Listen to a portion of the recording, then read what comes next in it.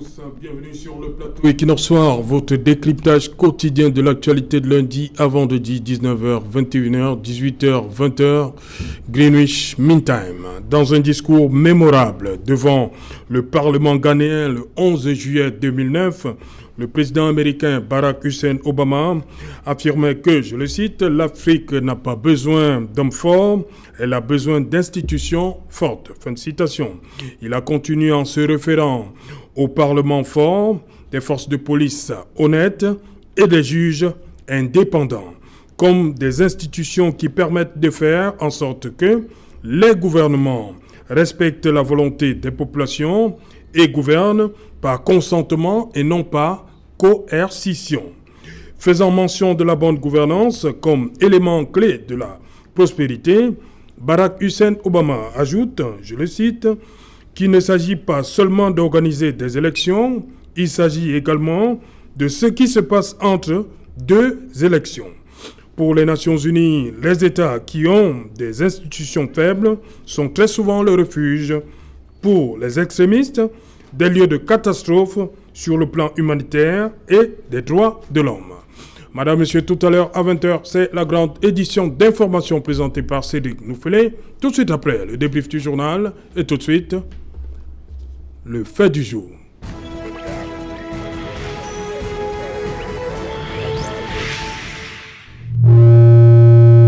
Afrique, des hommes forts ou des institutions fortes?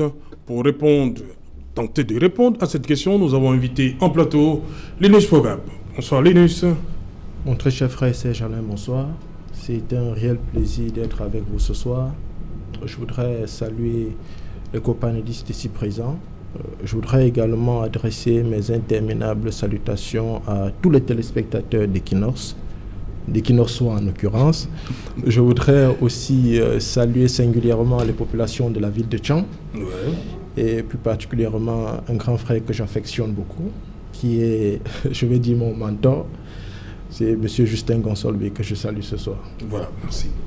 Merci de penser aux populations de Tchang. Tout à fait. J'espère qu'elles sont très nombreuses à regarder. Évidemment. Avant même de partir, je voudrais vous dire que la population vous réclame. Vous savez, vous avez pris vos congés de ce côté-là la fois dernière.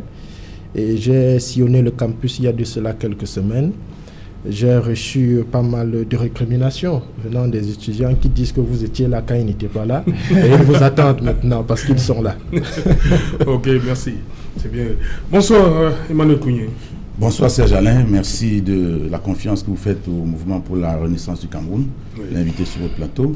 Je dis un bonsoir comme ça à tous nos camarades qui sont dans les prisons, qui sont en train de subir ce que nous avons connu depuis, n'est-ce pas, les marches du 22 septembre dernier.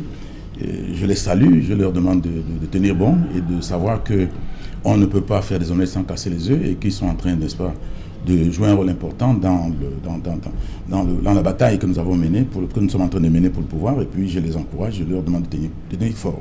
Je dis également bonsoir à tous mes compagnonnistes ici présents, bonsoir à tous ceux qui nous regardent, aux millions de téléspectateurs, bien entendu, qui sont à travers le monde, à travers le pays également. Voilà, merci Emmanuel Cuyer. Docteur Lucien Isomba, bonsoir. Bonsoir Serge Alontou, bonsoir à tous les nombreux téléspectateurs d'Equinox Soir. Permettez-moi de saluer avec respect les autres copanélistes. Je voudrais emprunter un de vos credos forts, au-delà de l'image, nous rendons compte. Oui. Permettez-moi de rendre compte d'une situation assez grave dans la ville de Bafia où ça fait pratiquement un mois, il n'y a pas de lumière. Il n'y a pas de lumière, un bien aussi précieux. Et permettez-moi aussi de croire à une expression forte de Messanganyante. Peut-être s'agit-il d'un coup d'état scientifique, commercial ou social, je ne sais pas. Et c'est pourquoi ici j'interpelle les élites du BAM, James Longbeno, Anon Adibime, Mouta Bidas Kami, Bortangon et bien entendu Marie Zintiem, qui est le maire de cette ville, de tout faire, de se pencher sérieusement sur ce problème.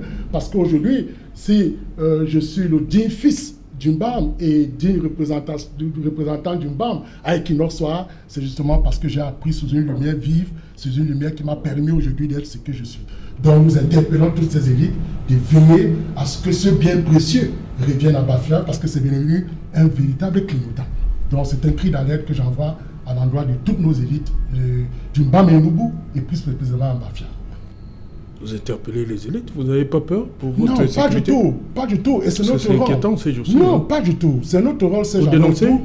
Oui, c'est notre rôle parce que, en fait, dans une localité comme celle-là, nous avons beaucoup de considérations pour nos élites.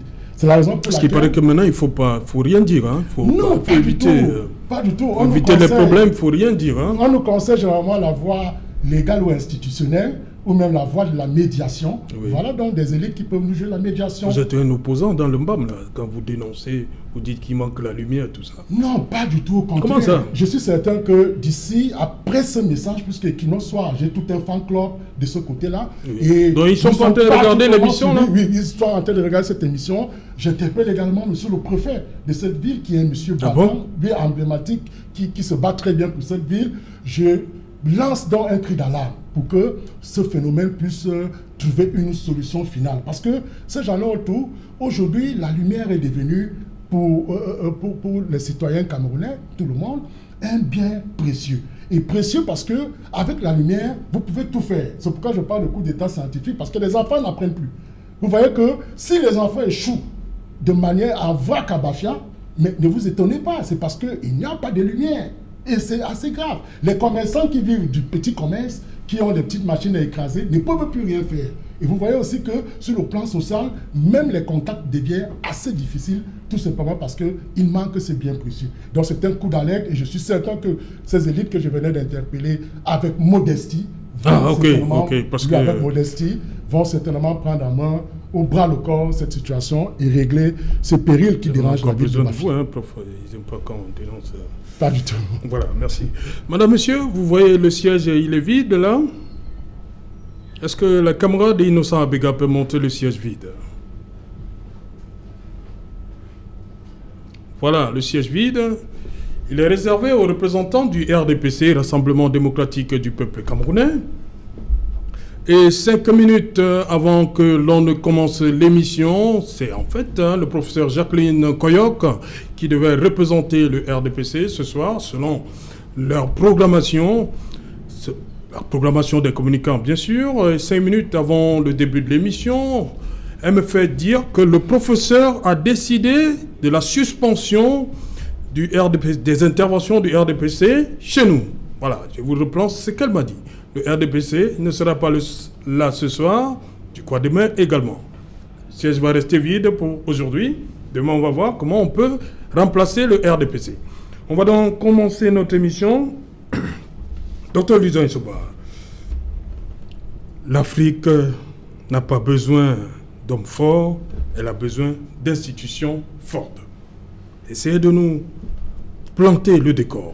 Qu'est-ce que le président Obama voulait en fait dire en 2009 ? En fait, c'est une phrase qui est restée célèbre, d'ailleurs emblématique. Cette sortie de Barack Obama, vous citez bien, il était au Ghana, où il lui révélait que si aujourd'hui on peut déterminer la nature d'un régime politique, si aujourd'hui on peut voir à quel degré de développement se situe un État, si aujourd'hui on peut distinguer les États riches des États pauvres, c'est justement sur la qualité de leurs institutions.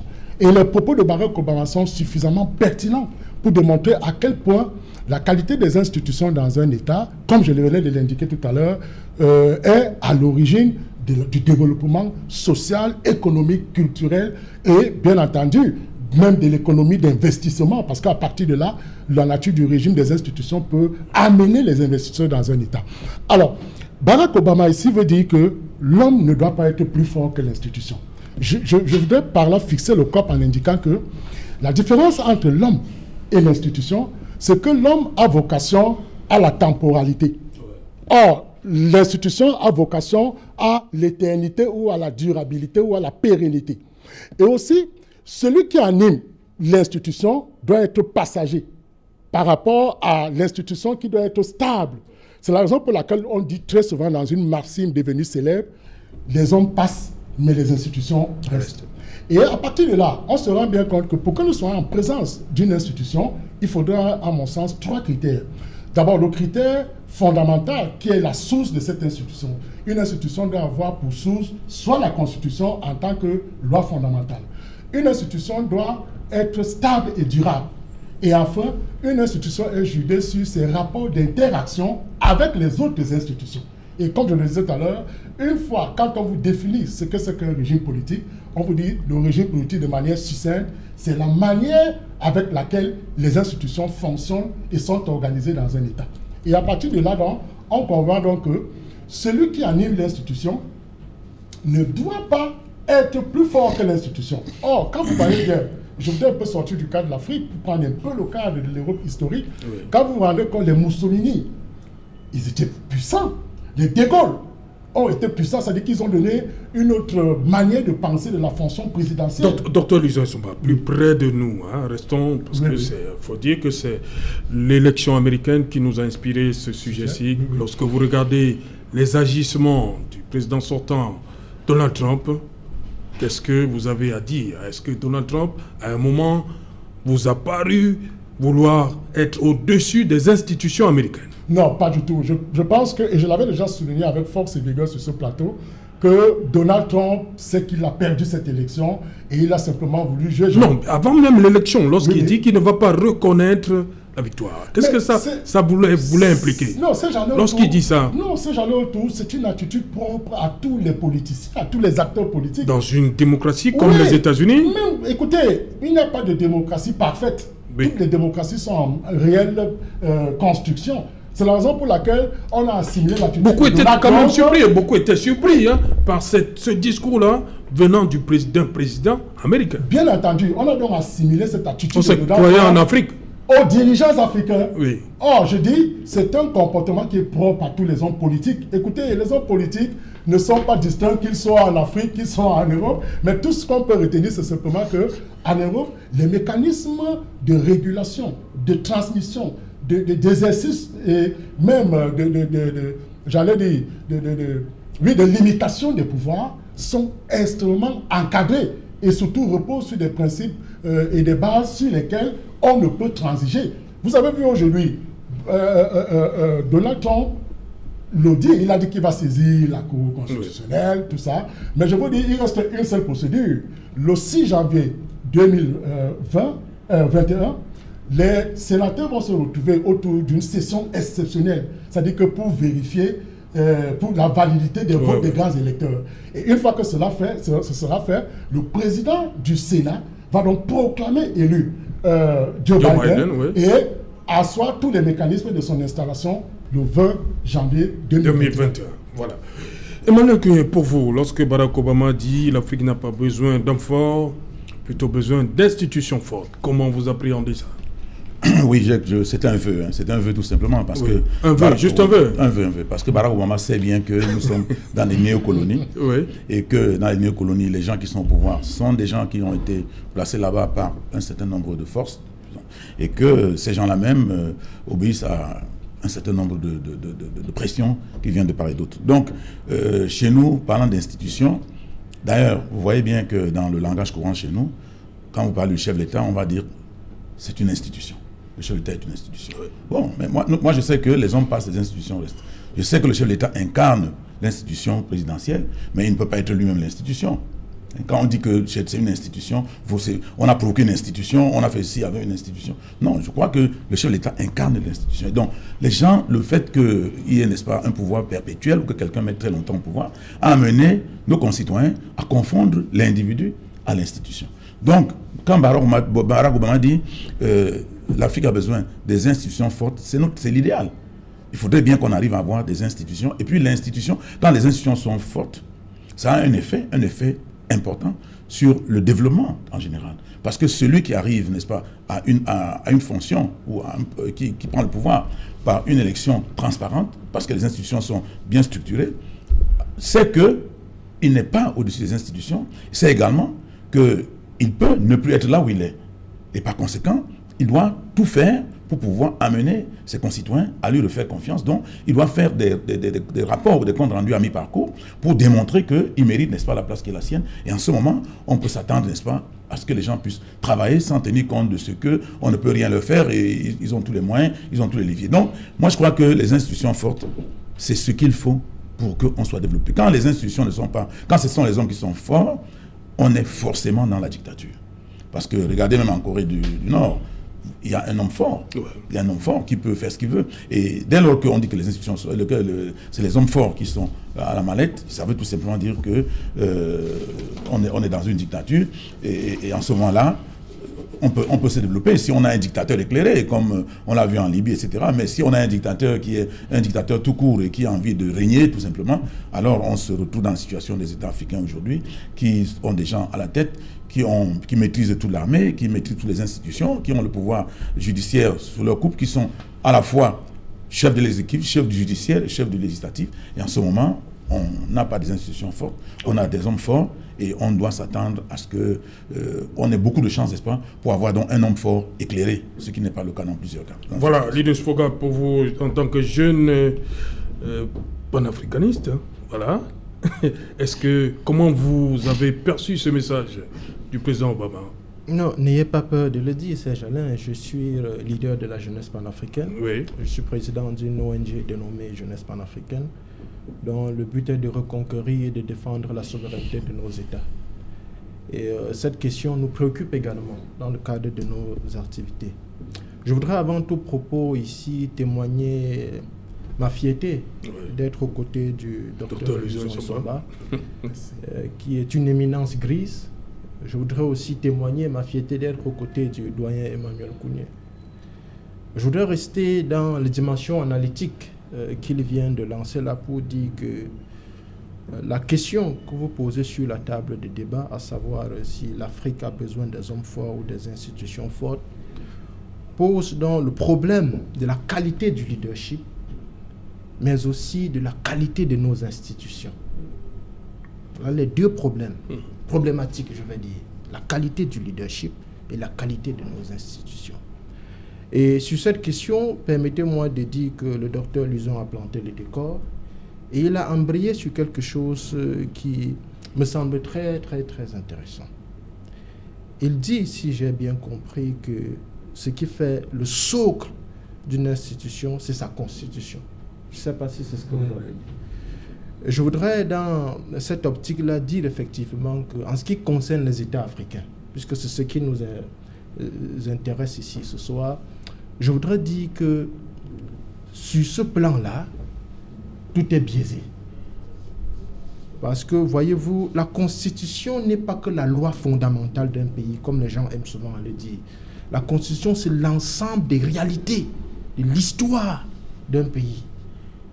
C'est-à-dire, quand les constitutionnalistes entrent dans une salle pour rédiger une constitution, ils doivent tenir compte de tous les contextes, de tous les paramètres anthropologiques, historiques, sociologiques. Ça doit entrer dans la constitution. Je voudrais vous dire, dans le cas d'espèce, que nos constitutions en Afrique sont rien d'autre que des copier-coller des constitutions étrangères. Mais regardez, Serge Alain. Pourquoi est-ce que dans nos constitutions... Mais certains vont vous dire qu'on n'invente pas le fil à couper du beurre. Hein. Bien sûr. Et je dis donc, pourquoi dans nos constitutions, Serge Alain, on n'intègre pas, nos constitutionnalistes n'ont pas intégré la question de l'esclavage ou de l'esclavagisme? Pourquoi dans nos constitutions, on n'a pas intégré la question de la colonisation? Pourquoi dans nos constitutions, on n'intègre pas la question du néocolonialisme? Nous vivons ça au quotidien. Quand nous partons prendre les réalités des autres pour venir les plaquer chez nous, cela répond à quoi? Ça ne répond à rien. Donc c'est pour dire que dans nos constitutions, on devrait trouver des mécanismes qui nous permettent de manière institutionnelle de combattre le néocolonialisme, de combattre l'esclavagisme, ainsi de suite, ainsi de suite. Mais cela ne figure pas dans nos constitutions. Ça, c'est une première extraversion.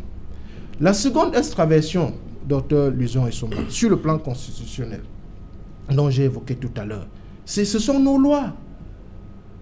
Nos lois, et c'est là où je vais vous rejoindre, c'est-à-dire que nos lois sont manipulées par ceux-là qui ne voulaient pas de l'indépendance hier, mais qui aujourd'hui en profitent. Je voudrais donc dire que aujourd'hui, quand vous regardez clairement notre histoire, vous vous rendez compte que ceux qui sont aujourd'hui à la tête de nos États, ce sont ceux-là qui ne voulaient pas des indépendances hier. Et ce sont eux qui sont là et qui bénéficient de ces indépendances, qui font de ça ce qu'ils veulent. Je voudrais aussi vous dire, docteur Luison Nsomba, que la question des institutions ne se limite pas seulement sur le volet institutionnel. On peut aller au-delà. Pour dire que quand vous regardez un pays comme le Ghana, je voudrais au passage rendre hommage à John Jelly Rawlings, qui est décédé cet après-midi. En 1988, au micro d'une célèbre journaliste appelée James Sawyer, Jelly Rawlings disait que les institutions qu'il est en train de mettre en place, il voudrait mettre des institutions en place de manière à ce que si le diable arrive au pouvoir, il ne serait pas capable de faire ce qu'il veut. Ça, c'est la volonté d'un homme. Oui. Les institutions dépendent de la volonté d'un homme. Jelly Rawlings disait en 1988 oui, que si les institutions qu'il est en train de mettre en place, il voudrait les faire de manière à ce que même si le diable en personne arrivait au pouvoir, il n'aurait pas la capacité de faire ce qu'il veut. C'était pour enchérir ce que disait Obama en 2019. En 2009, autant pour moi, à Accra, toujours au Ghana. Pour dire que il est vrai que pour qu'un pays se développe, on a forcément besoin des institutions fortes. L'exemple du Ghana aujourd'hui est un exemple à exalter. Ce monsieur a fait 2 ans, il est parti. 2 mandats autant pour moi, il est parti et il a implanté des institutions fortes.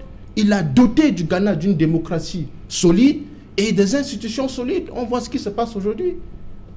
Quand un président perd l'élection, il salue son adversaire. Quand l'autre gagne, il essaye d'implémenter les projets que l'autre a initiés, ainsi de suite, on avance. On attend toujours que Donald Trump reconnaisse. Bon, maintenant, sur le cas des États-Unis, oui. J'ai entendu le docteur dire que Donald Trump a perdu les élections. Bon, je pense que c'est le docteur Somba qui dit. C'est le docteur Somba qui le dit. Il dit que Donald Trump a perdu. Bon, c'est pas lui vous dites quoi? Il a gagné? Non, je dis pas qu'il a gagné. Okay. Mais le truc, c'est qu'il y a encore des contestations. Non, c'est jamais. Oui. Les contestations sont... Donald Trump, à l'heure où je vous parle, est en train de dire que il y a eu des fraudes. Il y a eu des fraudes.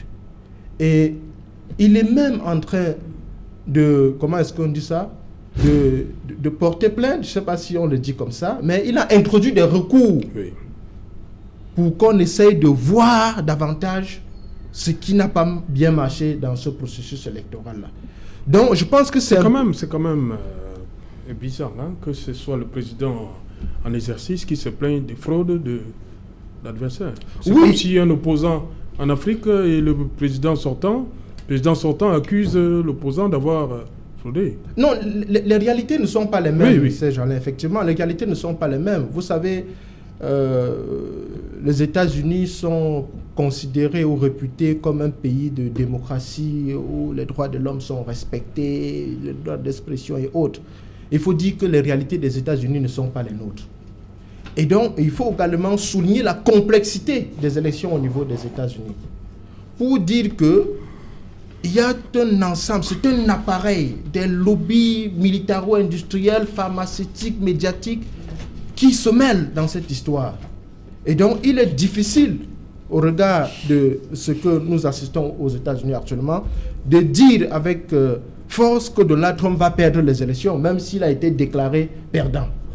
Et donc, c'est cette complexité-là qui me fait dire que c'est vrai, les États ont besoin des institutions fortes, mais il faut aussi dire que les États ont besoin des hommes forts pour implanter des institutions fortes. On l'a vu avec Jelly Rawlings, on l'a vu par le passé avec bien d'autres leaders. Kadhafi en son temps avait, avec un modèle démocratique, politique qui était le sien, la Jamaria libyen, implanté quelque chose qui allait bien. Mais on a vu comment est-ce qu'on a donc décapité cet homme. Donc c'est cet ensemble de choses qu'il faut intégrer dans l'analyse. Voilà, Dr Luisan Issoumba, beaucoup d'analystes s'accordent à dire que surtout en pays francophone, qu'il faut réécrire les constitutions.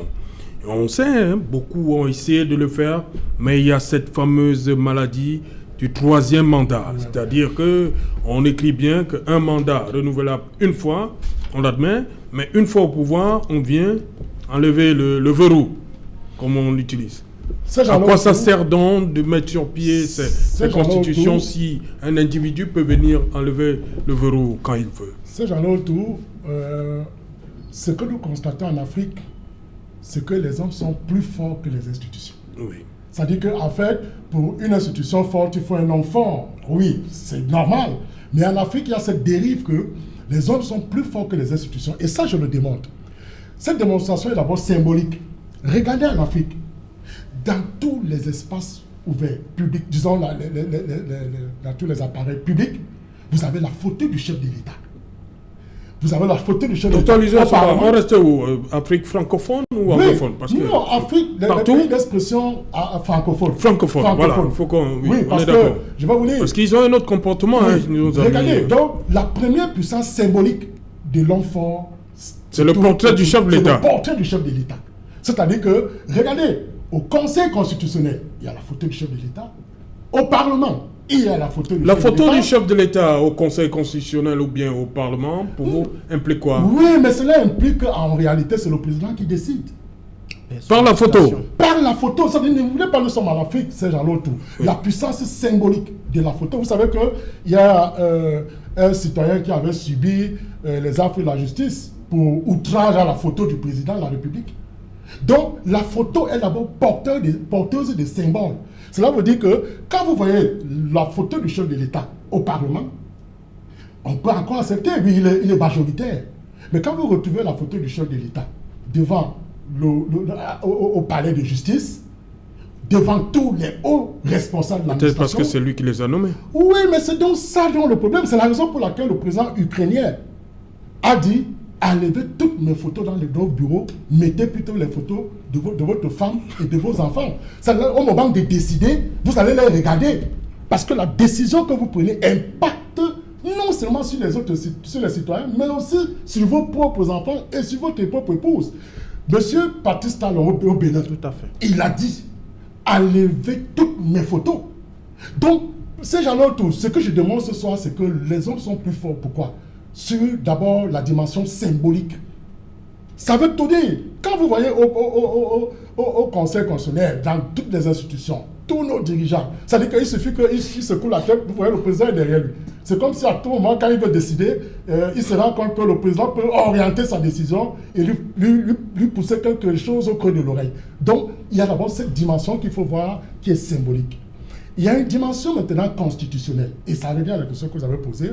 Vous voyez aujourd'hui, toutes les révisions qui sont faites ne sont pas des révisions qui consolident la démocratie, mais sont celles qui la déconsolident, oui, qui deviennent des révisions vicieuses et pernicieuses, qui en réalité consolident le pouvoir d'un homme et non de l'institution. Regardez aujourd'hui, le Burkina Faso était le premier pays en 2001 à lever le verrou de la limitation des mandats.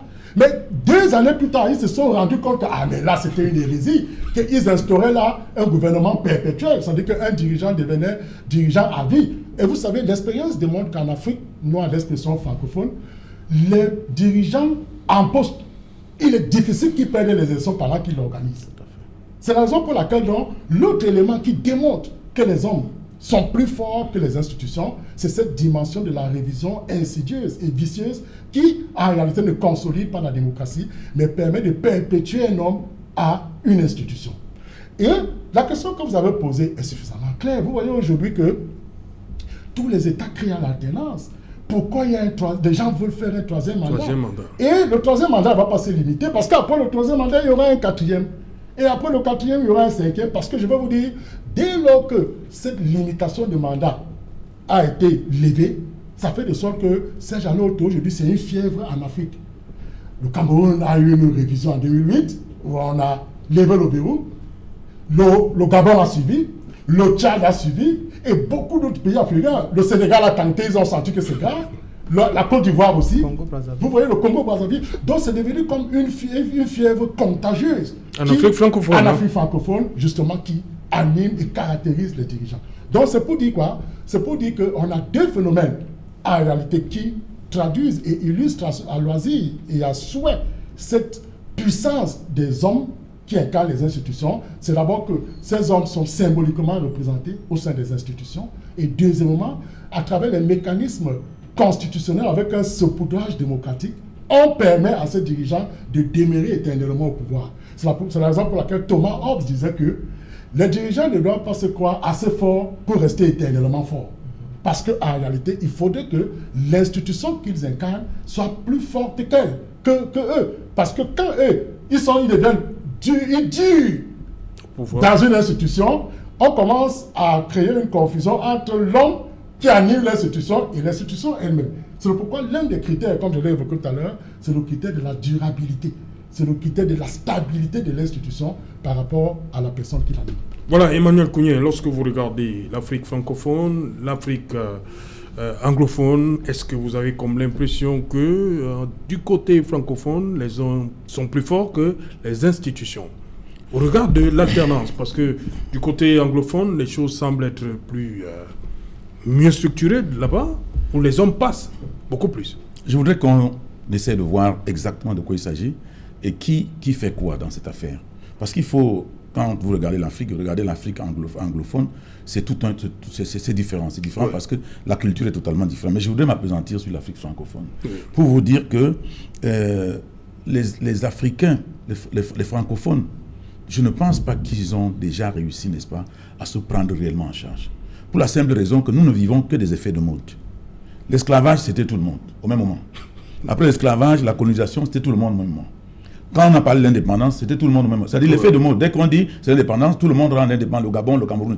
Alors, après cela, quand il y a eu la chute du mur de Berlin, on a dit multipartisme, c'était tout le monde au même moment. On a dit la démocratie est arrivée, etc. Alors, dans les années 2000, quand il a fallu, n'est-ce pas, aller vers les modifications de constitution dans les années 2000, vous voyez, ça va partout au même moment. C'est-à-dire que c'est tout le monde. La limitation de mandat, c'est tout le monde qui a écrit la constitution avec la limitation de mandat. Mais quand le signal a été donné, il faut faire sauter le verrou de la limitation des mandats. Tout le monde s'est mis à modifier la constitution. Et c'est ça le drame. C'est-à-dire que nous avons à la tête de nos États des gens qui ne font rien par eux-mêmes. Vous allez regarder même les programmes économiques. Quand au début on a dit les plans quinquennaux, au Cameroun c'était pareil. Quand maintenant on est venu avec une histoire qu'on appelait le document de stratégie pour la croissance et l'emploi, le Gabon avait le sien, la Côte d'Ivoire avait le sien, le Tchad avait le sien, au même moment. Maintenant, tout le monde se rend compte que ça a échoué. Tout le monde est en train de dire, on sort de là, chacun est en train de réfléchir. Je ne sais pas où ils vont aller parce que tous n'ont presque plus de repères par rapport à leurs économies. Donc, nous avons à la tête de nos États des gens qui ne font rien par eux-mêmes. Et c'est très compliqué parce que justement, il peut arriver, vous avez entendu le président tchadien dire que ce n'est pas lui qui a demandé la modification de la Constitution et que les gens sont venus de Paris pour lui demander de modifier ça. Il a dit à Mondo Vision, tout le monde a suivi. Donc, nous ne pouvons pas parler des hommes forts quand c'est des hommes pratiquement guidés de l'extérieur. Parce qu'on ne le dira jamais assez. Nous devons essayer de voir dans quelle mesure nous pouvons amener nos pays à obtenir leur indépendance. Parce qu'en réalité, ces gens-là sont à la traîne, sont au service des autres, et ça devient très compliqué de spéculer sur ce qu'ils font ou sur ce qu'ils ne font pas. Parce que ils font ce qu'on leur dit de faire, et ça devient très compliqué. Nous ne sommes pas gouvernés par... D'ailleurs, quand Sarkozy est arrivé à Dakar, quand il était encore au pouvoir, il a dit que l'Afrique n'est pas encore rentrée dans l'histoire. C'est-à-dire que nous avons raté le train de l'histoire. Il a démontré que nous sommes encore au niveau où, quand il pleut, on sème, on attend la saison des pluies pour s'aimer. Si la pluie ne tombe pas, on ne sème pas. Et c'est-à-dire qu'on regarde le ciel pour que Dieu nous dise quand est-ce qu'on va s'aimer ou quand est-ce qu'on va récolter, etc. Alors que chez eux, ils ont déjà dépassé ce stade. Ils sont capables de faire 5 récoltes au cours de l'année, si c'est possible, parce qu'ils mettent les mécanismes ils arrosent et tout ça. Donc, nous sommes encore en train d'attendre. Et puis, il a continué, toujours Sarkozy, en disant que tant que nous allons faire 7-8 enfants, même si on nous donne tout l'argent du monde, nous n'allons pas réussir à nous développer. Pourquoi et comment il l'expliquait? Il l'expliquait en disant que la croissance, même si maintenant nous avons beaucoup d'enfants, dont nous avons, n'est-ce pas, une population à prendre en charge qui ne produit pas. Et tant que cette population est énorme, nous sommes obligés, n'est-ce pas, d'avoir des ressources qui ne nous permettront pas, n'est-ce pas, de franchir le cap. Donc, ce que je pense, c'est qu'il faudrait qu'on fasse tout pour arriver, n'est-ce pas, à avoir des institutions qui sont mises en place par nous-mêmes. Peut-être parce que nous aurons peut-être à un moment des hommes forts, parce qu'on a vu en Libye un homme fort qui a essayé de faire quelque chose, malheureusement lui-même l'a fait plus ou moins dans la dictature. Et puisque le faisant, il n'a pas su mettre sur pied quelque chose qui peut se pérenniser après lui, dès qu'il est tombé, par un moyen ou un autre, tout s'est écoulé. Parce que je pense que si le colonel Kadhafi avait, au terme d'un certain délai, formé des gens, aménager la passerelle, se retirer et suivre l'évolution de ce qu'il a mis en place, je crois que la Libye aurait été un modèle. Mais le simple fait de vouloir lui-même être un président ou un leader perpétuel a fait que ça a été détruit. Mais je pense que ce qu'il a fait était un exemple. Et puis, il faudrait donc, à un moment donné, que nos chefs d'État, s'ils sont des patriotes, qu'ils arrivent, n'est-ce pas, à dire même à ces gens-là qu'écoutez, bon, quand on a atteint un certain niveau, un certain âge, ou quand on a fait 20 ans ou 30 ans au pouvoir, on peut se révolter quand même. Hein, pour permettre aux gens qui peuvent prendre les rênes du pays et puis mettre sur pied des institutions fortes de les mettre en place. Parce que quand vous avez 80 ans ou 70 ans et vous avez au pouvoir, vous avez fait 20 ans. Mais vous pouvez quand même vous dire que je donne un cadeau à mon pays en permettant à ce que mon pays ait des institutions fortes, que je me retire et que je sois le gardien de la Constitution. C'est-à-dire que on fasse une vraie constitution, qu'on mette la constitution dans un coffre, que je devienne le président de la Cour constitutionnelle, que je me mette à côté de ce coffre et que je suivais la constitution. Et qu'à chaque fois, je demande à celui qui est au pouvoir, est-ce que c'est ce qui est écrit dans la constitution? Est-ce que c'est ce qu'on avait dit? Etc. Tant qu'on ne va pas le faire, nous allons toujours tourner en rond comme ça. Et les gens vont nous piloter d'ailleurs parce qu'ils le font, parce qu'ils ont des intérêts ici. Et je crois que nous allons discuter, nous allons parler, mais rien ne va nous arranger. Puisque ces gens ont des gros intérêts chez nous, ils nous manipulent. Et puis, vous avez vu, Ouattara a dit, je ne veux pas me représenter. Il s'est vu obligé de se représenter. Je ne suis pas certain que c'est parce qu'il a bien voulu, c'est parce que ses patrons lui ont dit, sans toi, nous ne pourrons pas nous en sortir. Nous n'avons pas encore trouvé quelqu'un qui continue. Donc, quand c'est comme ça, nous avons des problèmes. Donc, il faut que ceux qui nous gouvernent, qui ont déjà mis du temps au pouvoir, sachent que c'est eux qui vont sauver l'Afrique. C'est eux qui vont pouvoir permettre, n'est-ce pas, aux Africains d'avoir des institutions fortes. Parce qu'ils sont tous des hommes forts. Il n'y a pas de raison qu'ils ne nous permettent pas d'avoir des institutions fortes. S'ils pensent une seule seconde, ils pensent qu'ils sont des patriotes. Donc je pense que ceux-là, c'est à eux qu'il faut s'adresser parce que nous avons aujourd'hui besoin des institutions fortes. Mais ces institutions fortes ne peuvent nous être données que par ceux qui sont au pouvoir, qui ont mis très longtemps au pouvoir. Et s'ils ne peuvent pas le faire, alors nous continuerons à être manipulés par les Occidentaux, par la France particulièrement. Lénus Foka, pour vous, qu'est-ce qui peut bien expliquer cette volonté, cet effet de mode, comme a dit le docteur Luzon Issouba, cette tentative, certains ont même appelé ça la malédiction du troisième mandat. Il faut dire, Serge Alain, que... Alors que jusque-là, on a des constitutions qui étaient bien acceptées tous, mais une fois qu'on est là, vers la fin du deuxième mandat, on est toujours tenté de vouloir modifier. Oui, Serge Alain, il faut dire que la fixation que vient de faire le docteur Issouba et le doyen Emmanuel Kounié sur l'Afrique francophone est compréhensible. Pour la simple raison que au lendemain des indépendances, tous nos chefs d'État, je dis bien tous nos chefs d'État, se sont substitués au système néocolonial. C'est ça la raison pour l'Afrique francophone. C'est-à-dire que du Cameroun, Côte d'Ivoire, en passant par le Burkina Faso et tout ça, ces gens se sont substitués au système néocolonial. Quand vous entendez un chef d'État dire qu'il est allé rendre compte à Paris, ça ne vous dit rien? La fois dernière, le président burkinabé s'est fait tapoter la joue par Emmanuel Macron. Il y a ces scènes-là. Vous avez vu, il n'y a pas de cela quelques mois, le chef d'État français a convoqué le chef d'État africain à un sommet à Pau. Mais quand vous regardez ça, sur le plan symbolique, n'entrons pas dans le fond, vous vous rendez compte que c'est de l'infantilisation. Et quand nos chefs d'État se livrent à ça, vous vous attendez à quel résultat? Donc, ce sont des gens qui ne dirigent pas, mais qui sont dirigés. Quelqu'un parlait de marionnettes, qui sont tenus par des marionnettistes. N'ayons pas peur de le dire, c'est de ça qu'il est question. C'est effectivement pour ça que les choses n'avancent pas. C'est pour ça que les choses n'avancent pas. Je vais vous prendre le cas d'un pays pour rejoindre le docteur Issouba et dire que, effectivement, l'Afrique, pour s'affirmer, pour se développer, pour amorcer un processus de développement réel, a besoin des institutions fortes. Je prends le cas de la Belgique. Il y a eu 2 crises institutionnelles en Belgique. De 2007 à 2008, qui a fait une centaine de jours, et une autre de 2010 à 2011, qui a fait près de 500 jours. Mais les choses se sont passées là-bas comme s'il n'y avait rien. Je dis, ça fonctionnait. Imaginez-vous dans un pays comme le Cameroun s'il y a une crise. Mais dites-moi, qu'est-ce qui va fonctionner? Quand on politise tout, les universités sont politisées, l'administration, tout est politisé. Mais s'il y a une crise, qu'est-ce qui peut marcher? Mais rien. Et c'est pour ça qu'il faut rejoindre Obama pour dire effectivement qu'il avait raison. C'est pour ça qu'il faut rejoindre Jerry Rawlings pour dire qu'il avait raison de mettre sur pied des institutions fortes.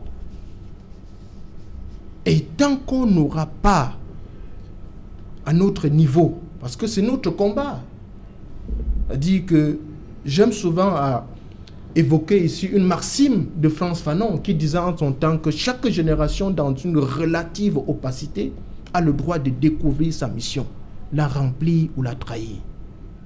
Cette mission-là est la nôtre. Et ce que nous faisons sur ce plateau, de lundi à vendredi, participe à cela. Vous êtes une institution, Serge Alain Auté. Vous croyez? Ça, je le dis, Equinox est une institution. Au-delà d'un média, vous êtes devenu une institution. N'en déplaise. J'espère qu'on vous écoute. Hein. Non, mais c'est une lapalissade que de le dire. C'est un secret de polichinelle. Ah bon? Oui. Tout le monde pense comme vous, là? Equinox, au-delà d'un média, est devenu une institution. Et les gens doivent l'accepter comme ça. Ah bon? Partout où on écoute. Mais Equinox, soit c'est la messe. Permettez-moi de vous dire cela, c'est la messe. À l'heure où je vous parle, tous les Camerounais, du moins la majorité, la moitié des Camerounais sont scotchés sur Equinox Soir. Et on doit devoir faire avec. C'est la nouvelle donne. Donc c'est pour dire qu'Equinox est une institution. Les médias, effectivement, font partie des institutions. Et ce sont des institutions qu'on doit respecter. Parce que voyez-vous, quand on est dans un pays ou dans un continent où le taux d'illettrisme est élevé, il revient aux médias d'éduquer les masses. Il revient aux médias d'informer les masses. Il revient aux médias de conscientiser les masses. Et c'est ce que vous faites. Nous devons vous remercier pour cela. Nous devons nous remercier, nous aussi, qui prenons de notre temps ou qui sacrifions de notre temps pour venir ici édifier les autres. C'est de ça qu'il est question. Mais quand on crée des institutions bureaucratiques et budgétivores, mais on n'avance pas. Je voudrais un peu évoluer au niveau continental pour dire, regardez l'Union africaine. Mon très cher frère, l'Union africaine sert à quoi? Syndicat des chefs d'État. C'est un syndicat, comme vous le dites, des chefs d'État. Depuis qu'on a créé cette organisation, il y a eu près de 60 guerres en Afrique. Mais elle n'a rien fait. Regarde ce qui s'est passé en Côte d'Ivoire. Mais l'Union africaine n'a pas parlé, mon très cher frère. Ce qui s'est passé au Mali, là, où le peuple a essayé d'assumer sa souveraineté, mais c'est là-bas que l'Union africaine est allée dire, bon, faites attention, ils ont imposé des sanctions. Parce qu'ils sont en concubinage, comme le disait quelqu'un, avec les Occidentaux. Quand vous regardez nos communautés sous-régionales, la CEDEAO, la CEAC et tout ça, mais c'est quoi des organisations qui sont financées par l'extérieur? L'Union africaine dépend à près de 70% des partenaires extérieurs, notamment de l'Union européenne. La CEAC, pareil. Mais vous vous attendez à quoi avec ce type d'institution? Et si je rentre au niveau du Cameroun, mon très cher frère, puisque c'est notre pays, il faudrait bien qu'on en parle. Quand vous regardez une institution comme le Sénat, avec tous les problèmes que nous avons au Cameroun, le Sénat nous sert à quoi? Si ce n'est pas pour dépenser de l'argent. Vous voulez dire imiter le Sénégal? Mais le Sénégal a choisi de ne pas aller dans cette histoire. Et ils ont mis cet argent à profit dans d'autres secteurs. Je vais vous dire, Serge Alain, contrairement à ce que beaucoup de personnes pensent, le problème de l'Afrique, à l'heure où je vous parle, est social et moral. Le problème est social et moral. Social, pourquoi? Parce que les prospectivistes nous disent qu'en 2050, l'Afrique sera peuplée de près de 2 milliards de population. Nous n'avons pas le nombre de salles de classe qu'il nous faut. Nous n'avons pas le nombre de logements qu'il nous faut. Nous n'avons pas le nombre d'hôpitaux qu'il nous faut. Ainsi de suite, je pourrais citer. Mais quand on voit ça venir et qu'on n'a pas les moyens d'aménager les passerelles, parce que voyez-vous, quand on parle de politique publique, il y a d'autres éléments qui accompagnent. Il y a des politiques budgétaires et des politiques monétaires. Ce sont des leviers. Mais nous n'avons pas une politique monétaire. Si ce n'est que le cadre de la monnaie, si nous restons dans la finance, dans l'économie. Mais avec ça, là, on va où? Pendant ce temps, les gens continuent à créer des institutions. Et je voudrais chuter. Oui, rapidement. Par un ministère que j'aime bien. Un ministère au Cameroun? Au Cameroun. Mais qui, en termes de productivité, d'efficacité et d'efficience, ne sert à rien. Non, ne le dites pas. Non, je vous le dis clairement. Non, ne le dites pas. Ne le dites pas. Serge Alain, laissez-moi. Je vais chuter par ça. C'est important, c'est extrêmement important ce que je vais dire. Moi, il ne faudrait pas qu'on assimile la critique constructive à l'adversité. Moi, je n'entre pas dans ça. Ce n'est pas de l'adversité. Je le dis pour que les choses changent. Vous avez vu au plus fort... Non, mais il faut le redire. Même si vous avez l'impression que le combat que vous menez est perdu d'avance, il faut dénoncer pour freiner l'évolution. Je le dis encore. Même si vous avez l'impression que le combat que vous menez est perdu d'avance, il faut dénoncer pour freiner l'évolution.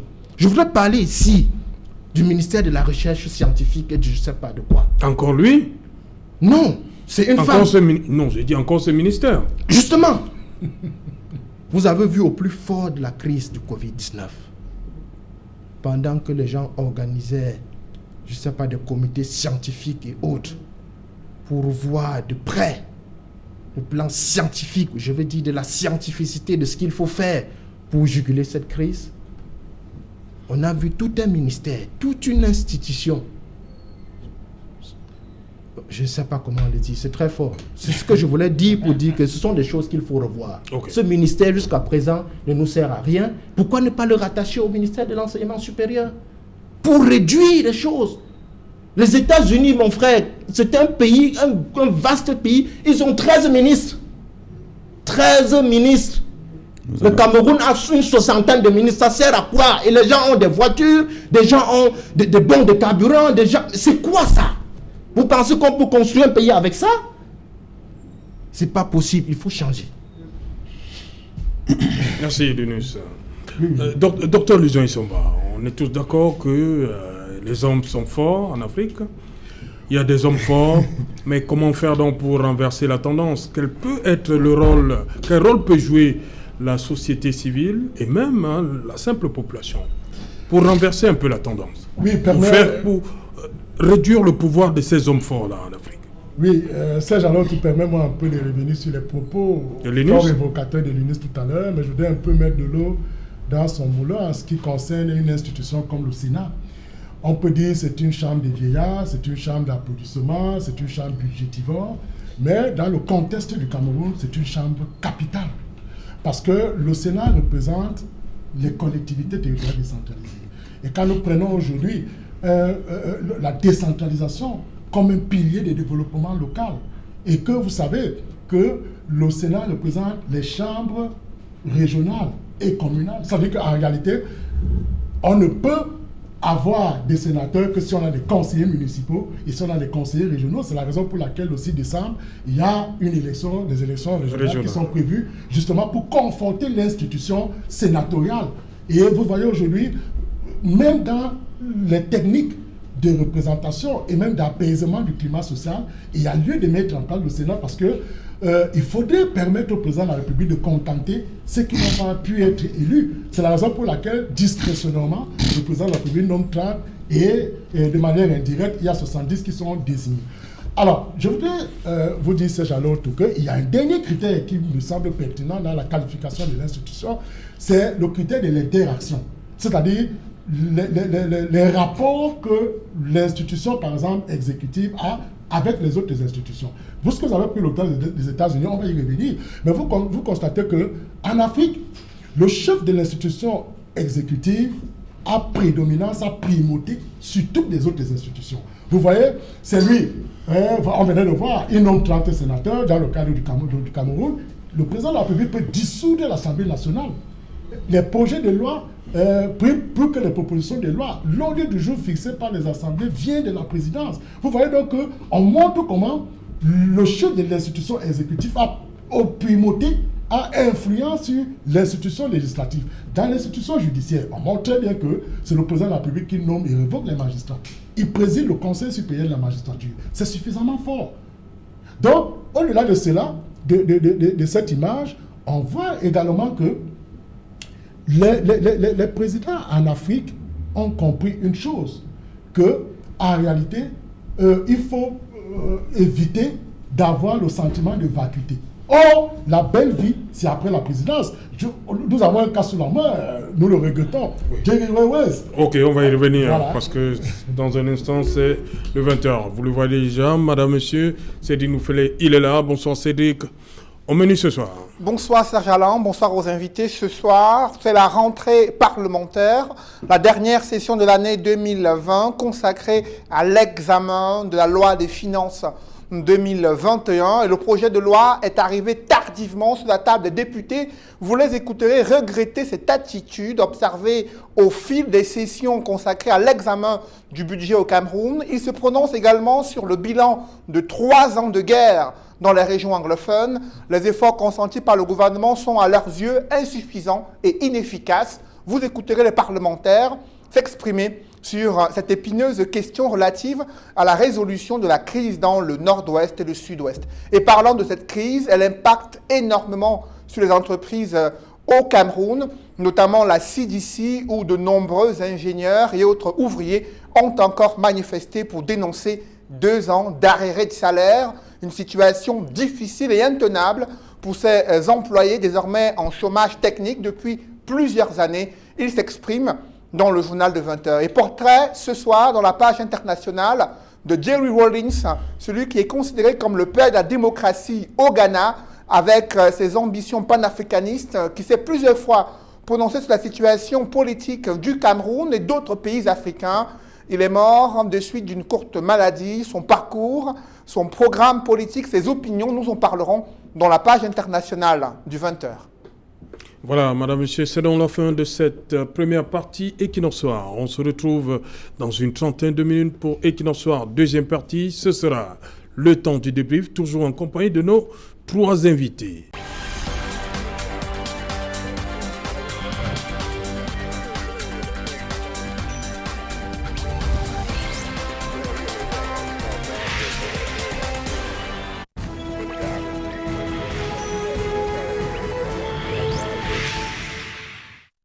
Retour sur le plateau, deuxième partie Equinox Soir, toujours en compagnie de Emmanuel Kougné du Mouvement pour la Renaissance du Cameroun, Dr Luison Issomba, enseignant de droit public à l'Université de Douala, et Linus Fogap, président de la jeunesse panafricaine. Linus Fogap, est-ce que cette année peut être la bonne?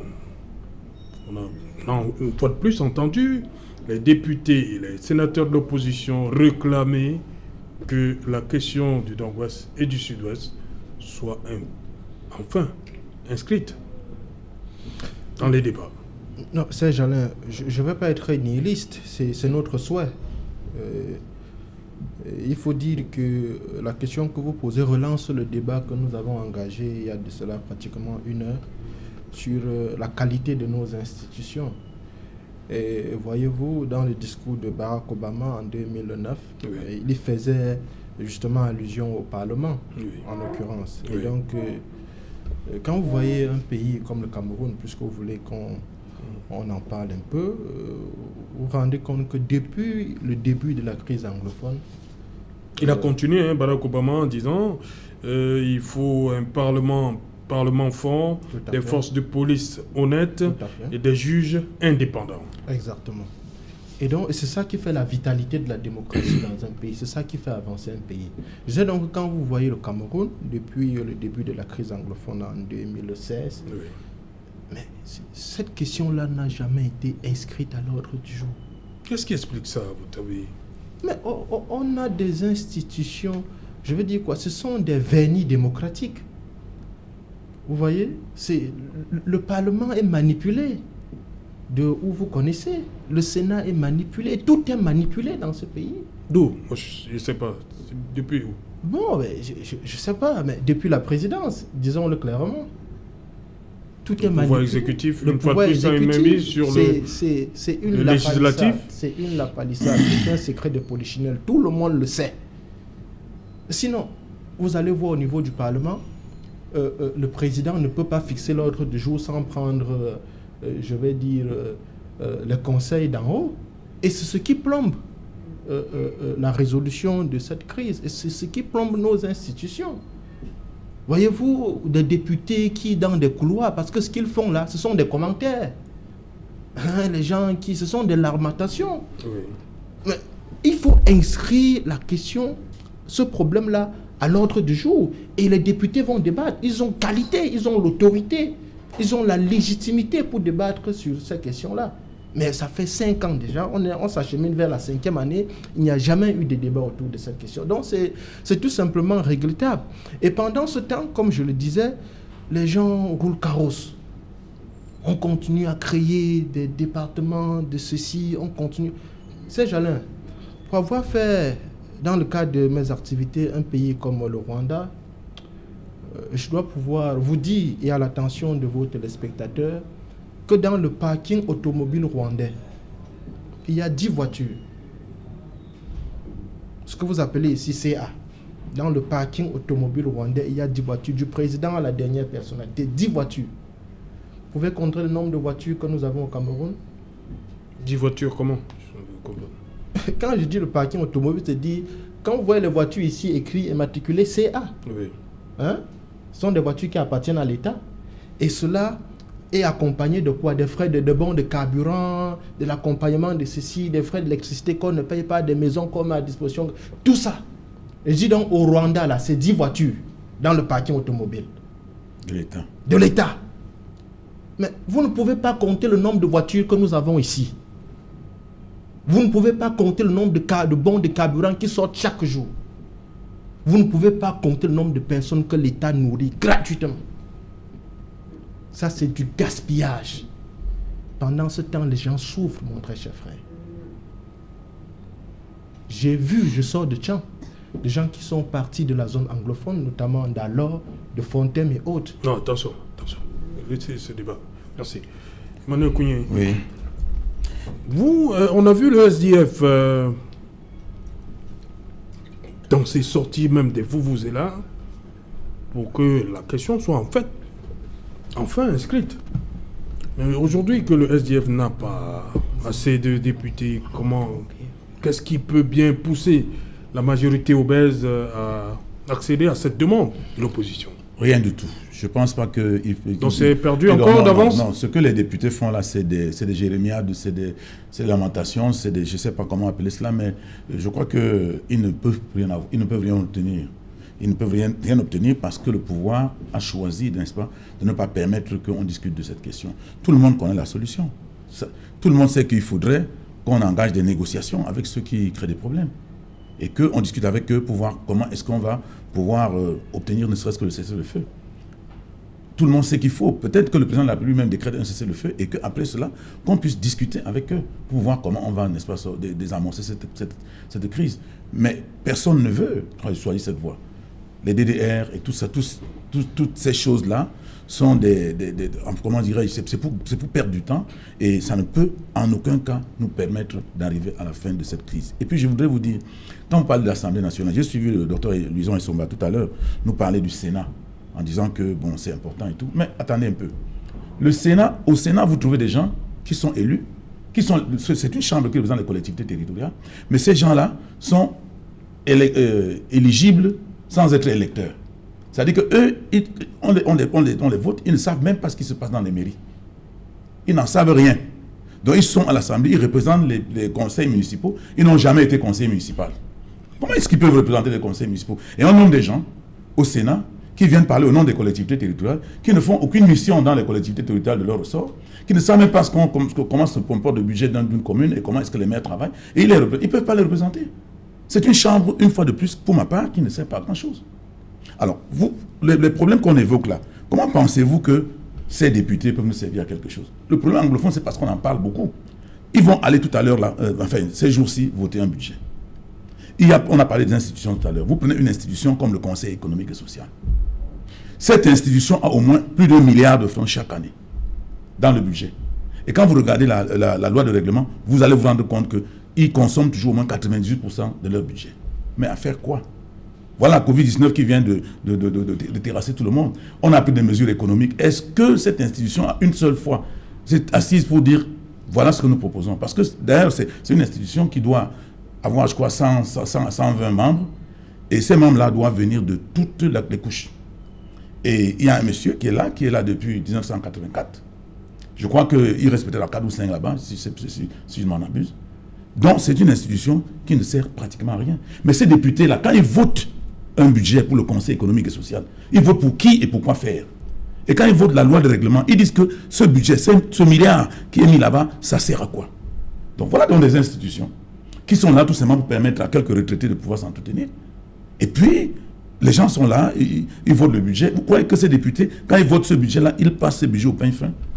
Ou bien quand ils voient la loi de règlement, quand ils voient qu'au Conseil économique et social, on a consommé 1 milliard en un an, alors qu'il y a une poignée de 3 ou 4 personnes qui sont là et qui n'ont jamais, je n'ai jamais, peut-être que je peux me tromper, mais je n'ai pas entendu parler d'une assemblée générale du Conseil économique et social. Cette institution doit se réunir périodiquement pour se prononcer sur un certain nombre de textes, pour faire des propositions au gouvernement, avant que le budget ne soit... Pour la politique économique doit être élaborée également là-bas. Parce que vous trouvez toutes les couches là-bas. On devait avoir toutes les couches là-bas. Mais je vous assure que là-bas, il n'y a plus personne. Et on n'a pas changé de président. On n'a pas désigné les autres, puisque c'est le président de la République qui les désigne. Et aujourd'hui, on continue à virer les budgets là-bas. Et les députés vont voter. Vous dites qu'il n'y a plus personne? Il n'y a plus personne. Il y a le président. Il y avait, je crois que je peux citer 3 personnes. Il y a l'ancien délégué de gouvernement Pokossi Noubé. Il y a M. Zété qui était délégué de gouvernement Bafoussam. Et puis il y a le président du conseil. Je ne connais pas un autre. Ayan Luc, je ne connais pas un autre. Ils étaient 120 en 84. Alors, qu'est-ce que c'est que cette histoire? Vous pensez que ces députés, ils sont à l'Assemblée et qui votent le budget avec une ligne comme ça dedans, font ça pourquoi? Est-ce que c'est pour l'intérêt du pays? Donc, moi, je pense qu'il ne faut rien attendre de ces députés. Moi, quelqu'un m'a dit l'autre jour, parce que je lui ai dit, pour moi, ces honorables sont des honorables sans honorabilité. Parce qu'ils ne font rien là-bas. Ils ne font rien là-bas. Ils vont voter le budget, comme disait l'honorable Nietzsche. Ils ne peuvent pas changer une virgule. C'est-à-dire qu'ils votent le budget en l'état. Ils ont toujours voté en l'état. Les députés du SDF se sont plaints. Ils sont plaints, ils sont sortis de la salle, ils ont tempêté, ils ont amené, comme vous avez dit, vous là, ils ont fait tout. Ils n'ont jamais réussi à changer une virgule parce que la majorité obèse du RDPC respecte ce que vous appelez la discipline du parti. Eux-mêmes, certains députés nous disent, certains députés du SDF nous disaient qu'il y a des députés du RDPC qui viennent leur dire d'insister si on peut bouger les lignes, parce qu'eux-mêmes, ils ne peuvent pas dire un seul mot. Alors, quand on est dans un système comme celui-là, où il y a des hommes forts, ou un homme fort qui est à la tête de l'État, et chaque fois qu'il désigne quelqu'un dans une institution, cette personne devient un homme fort également, parce qu'il transmet sa force partout, et c'est lui qui nomme tout le monde. Les civils et les militaires sont nommés par la même personne. Et quand on va aux élections, je ne voudrais pas faire... C'est lui qui nomme tout le monde. Il nomme tout le conseil électoral. Il nomme tout le conseil constitutionnel. Et puis, il est candidat. Et on va aux élections. Mais quelle violence! Ça, c'est très violent. C'est plus violent qu'un coup de feu. Donc, quand on est dans un système qui se comporte de cette manière, on n'a que les yeux pour pleurer. Moi, je ne sais pas ce qu'il faudrait faire un jour. Mais il faudrait que ces gens-là puissent se faire leur examen de conscience, qu'ils comprennent qu'ils ne peuvent pas prendre un peuple en otage pendant des décennies et penser qu'ils vont le faire infiniment. Ce n'est pas possible. À un moment donné, le peuple n'en pourra plus. Il y aura une implosion, qu'il le veuille ou pas. Donc, moi, je les conseille de décélérer un peu, d'enlever le pied sur l'accélérateur, qui tourne les oreilles vers le peuple, qui écoute un peu le peuple, parce que le peuple n'est pas écouté. Cette affaire de crise anglophone, nous l'avons dit 1000 fois, qu'il faut discuter avec les gens qui posent des problèmes. On connaît les gens, quand ils sont allés prendre les Ayuk Tabé au Nigeria, les arrêter, les amener ici, on nous a dit, on a arrêté le leader. Moi, je croyais que, comme on les a arrêtés, l'affaire pouvait, n'est-ce pas, trouver une solution. Mais ils sont là depuis bientôt 3 ans. On est dans la même affaire et ça va s'aggravant. Comment est-ce que... Et puis on parle de l'Assemblée. Les députés, qu'est-ce qu'ils peuvent faire? Même s'ils s'inscrivent à l'ordre du jour, est-ce que les députés peuvent prendre des résolutions qui vont être mises en œuvre? Ça, c'est la question que je me pose. Et ces députés qui ne peuvent même pas réussir à mener une enquête parlementaire, c'est-à-dire qu'ils ne peuvent pas qu'ils ne peuvent pas se décider eux-mêmes de faire une enquête parlementaire et qui sont là, qui pleurnichent comme des enfants, parce que ce qu'ils font là, c'est des jérémiades, c'est de lamentation, c'est terrible. Voilà une institution qui a un pouvoir, qui passe le temps à faire ce que je viens de voir là. Pour mon pays, moi je coule des larmes, c'est pas possible. Ok, Dr Lujan Isomba, face à cette majorité obèse du RDPC, est-ce que l'opposition peut user d'autres moyens pour se faire entendre? Ce que vous devez déjà savoir, c'est que l'opposition n'a même pas pu constituer un groupe parlementaire, donc ça sera davantage compliqué. C'est alors que nous sommes dans une démocratie représentative.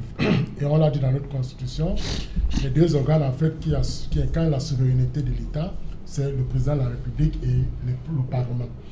Alors, quel est le cadre de discussion idéal qui puisse poser au ras le sol toutes les questions qui minent la société. C'est bien entendu le Parlement. C'est pourquoi tout à l'heure, j'évoquais tout à l'heure la question de la représentation. Vous savez que le Parlement, l'Assemblée nationale représente le peuple et le Sénat représente les collectivités territoriales décentralisées. Donc la question de la crise anglophone, nous l'avons évoquée ici en début de cette crise, avec force et vigueur. C'est vrai qu'on a estimé que nous faisons de la théâtralisation. Oui. Et on m'a interpellé, on me dit, docteur, vous faites de la théâtralisation. Je leur ai dit, écoutez, je dois rester objectif pour déplaire et que d'être injuste pour plaire.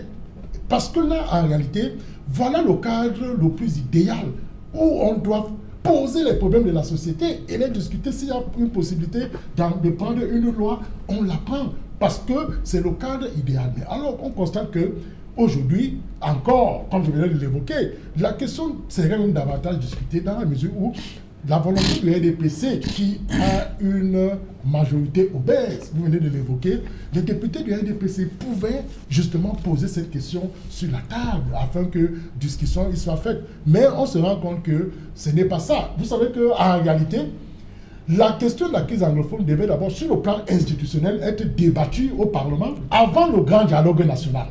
C'est pourquoi la formule du grand dialogue national, j'ai dit, on a d'abord raté un cap, c'est-à-dire qui était d'abord de traiter la question sur le plan institutionnel à travers les institutions prévues en l'occurrence et voir donc dans quelle mesure implémenter ou mettre en place le grand dialogue qui a suivi. C'est donc pour dire que ces jalons tout, on ne va pas dire qu'il n'y a pas une réelle volonté partisane de résoudre ce problème. Nous interpellons donc toujours l'État du Cameroun pour dire que à un problème politique, il faut des résolutions politiques et non politiciennes. Parce que lorsqu'elles prennent des relents politiciens, ça devient compliqué. Vous voyez aujourd'hui un programme comme celui-là, à mesure que le temps passe, les solutions ne font que se complexifier. Parce qu'aujourd'hui, quand on a dit, on a suivi le décès de ces enfants à Kumbo, vous avez vu à Kumba, voilà. On a suivi un début, une amorce de négociation avec ce qu'on a établi. Les Camerounais ont crié, mais voilà. Donc, en réalité, ces gens-là autour, il n'y a que la négociation pour résoudre ces problèmes et opter pour des solutions essentiellement et purement politiques.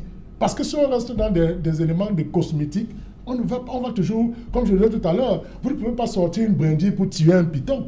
Parce que la crise anglophone est devenue un python, donc un sérieux problème qui nous mine depuis 4 années aujourd'hui. On ne peut plus, on ne dénombre plus le nombre de morts. Ça fait extrêmement mal. Donc c'est pour dire que nos parlementaires doivent comprendre qu'ils représentent le peuple et ils ont cette obligation de traiter les questions qui minent la cohésion sociale, qui minent le vécu des citoyens camerounais. Parce qu'à partir de là, on se rend compte que, enfin, ça rejoint ce que je voulais tout à l'heure avant que je me retire la parole, pour dire que quand vous regardez bien les institutions en Afrique,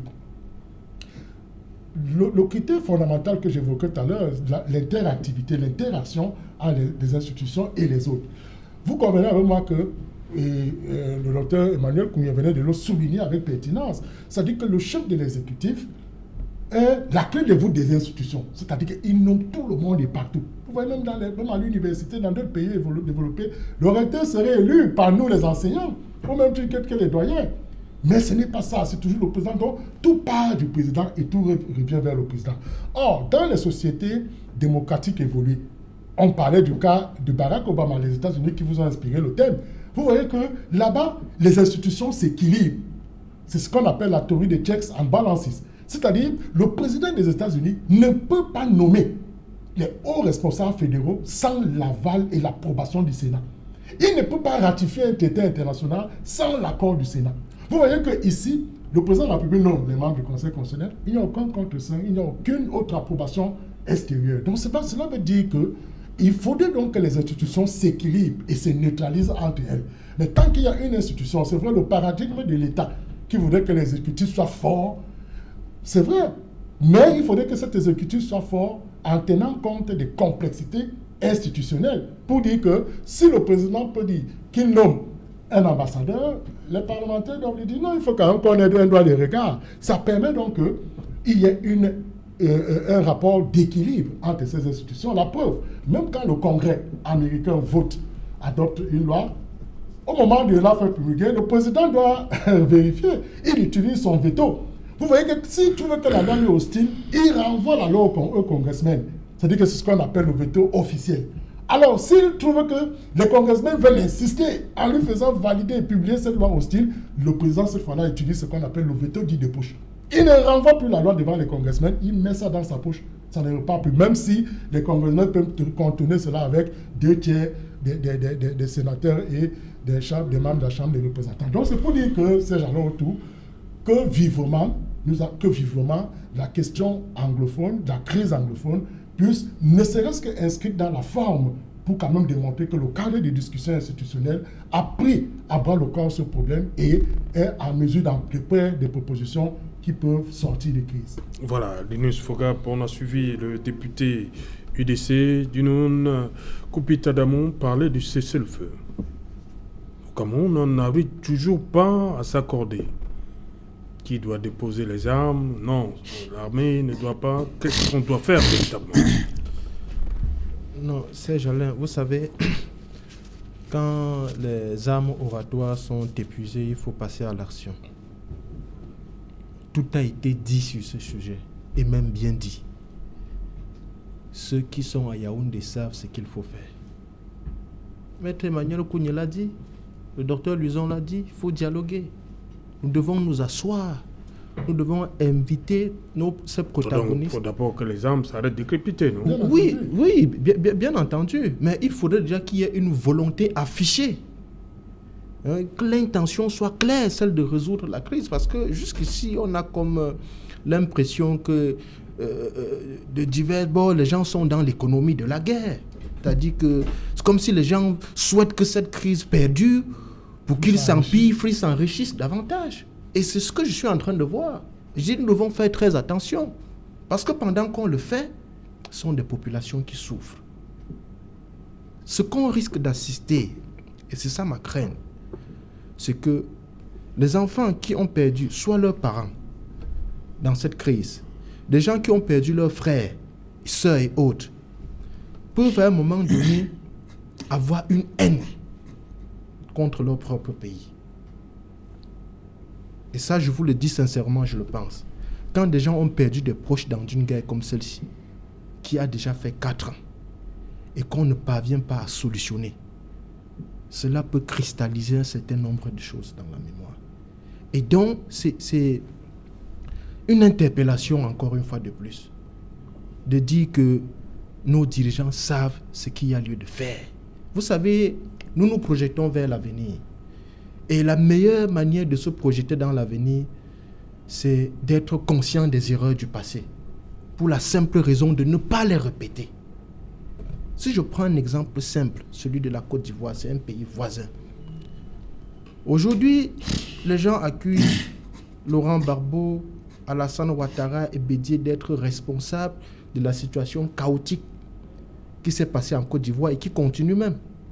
Mais pour nous autres qui avons un peu étudié l'histoire, nous nous rendons compte que si ce ne s'agit pas de ça, ce n'est pas Gbagbo, ce n'est pas Ouattara, ce n'est pas Bédié, mais c'est le président Félix Houphouët-Boigny, qui à un moment donné de l'histoire n'a pas su aménager la passerelle, n'a pas su organiser la transition, n'a pas su préparer les choses, n'a pas su anticiper.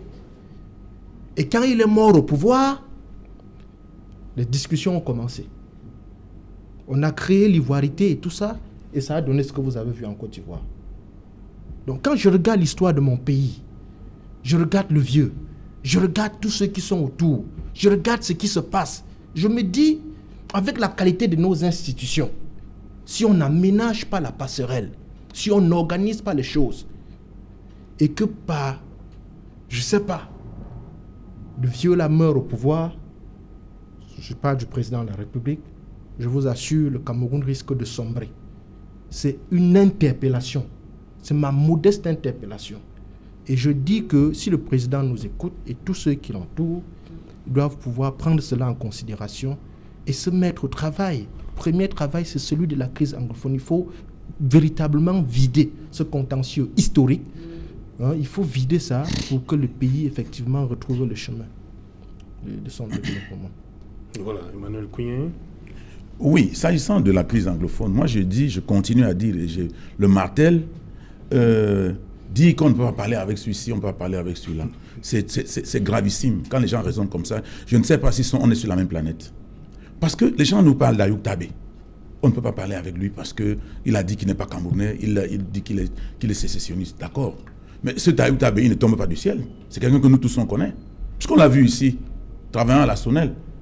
On l'a vu quand les Lions jouaient en 2000. On l'a vu être plus content que tout le monde. On l'a vu organiser des tables rondes à Bonamou, ça dit acheter à boire. Mais qu'est-ce qui s'est passé de cette date-là aujourd'hui pour qu'il devienne aussi radical? La question doit être posée. Et même s'il se radicalise, on a vu en Europe, les gens qui viennent de Syrie, là, qui sont en France, ils sont même des djihadistes.